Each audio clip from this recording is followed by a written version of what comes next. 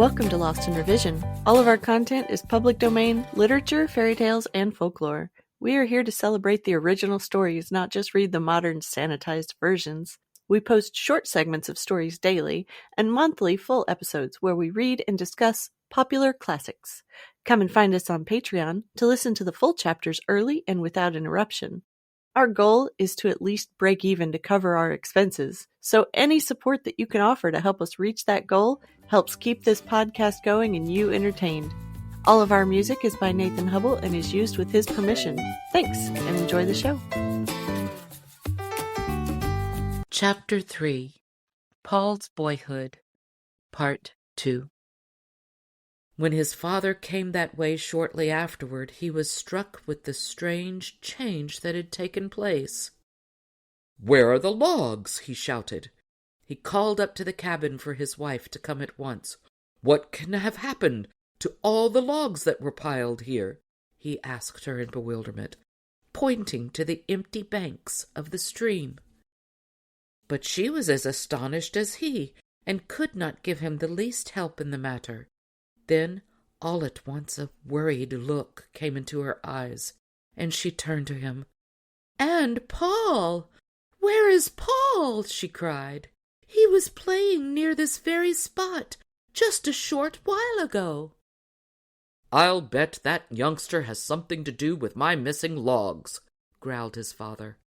"I'll soon find him all right, as he must have drifted down river with them."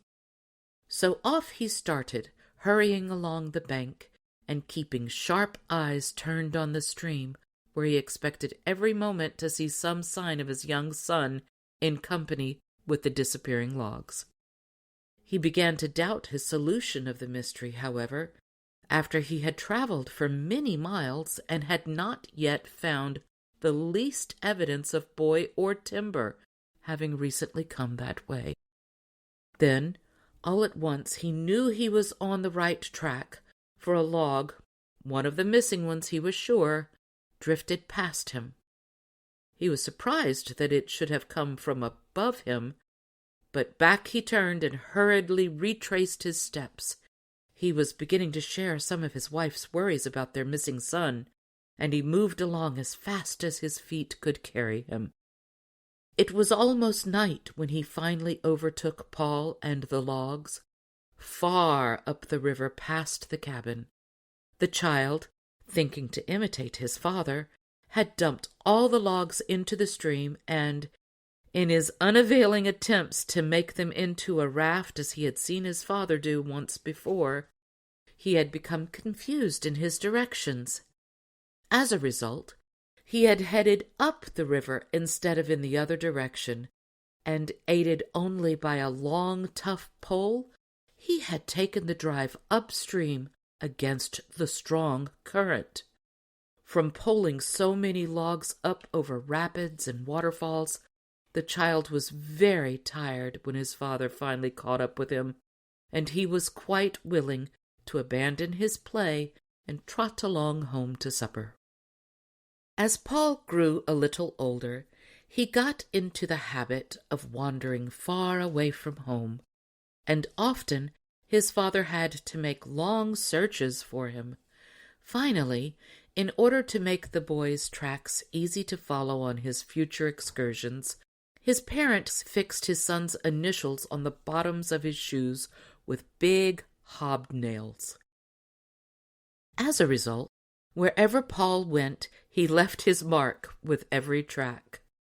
He was so young that he didn't notice this much at first, but nothing ever escaped him for long, and when he did discover it, he began to get a great deal of fun out of stamping his initials into everything he came to.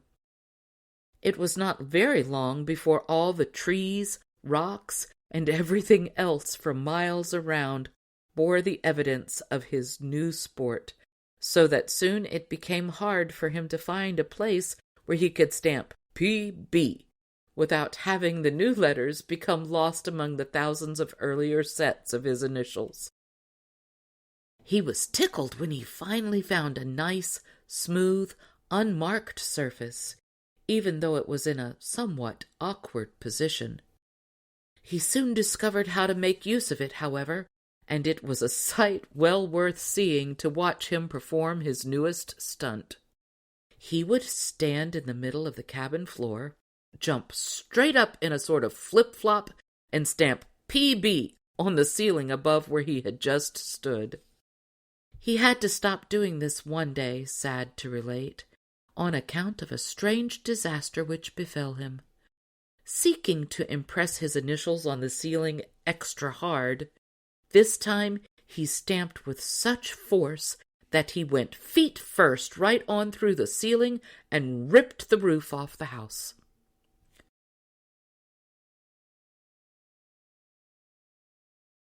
Thanks for joining us today. Check us out on Patreon. The Storytime level is only $3, and you can help us meet our small goal of breaking even and covering our expenses. Your support helps pay for all of the things that podcasting requires, and helps keep this show alive and growing. If you can't afford to support us financially, go give us a good review, subscribe or follow, and share with your friends and family.